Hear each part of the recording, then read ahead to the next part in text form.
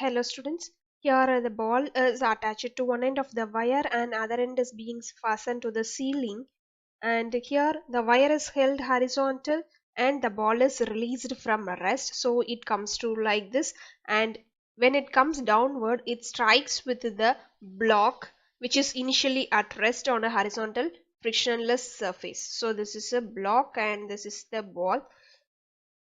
Here the mass of ball is given as 1.7 kilogram and the mass of block is 2.3 kilogram and the length of the wire L is 1.12 meter.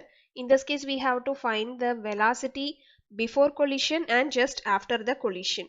So to find velocity before collision we can use the conservation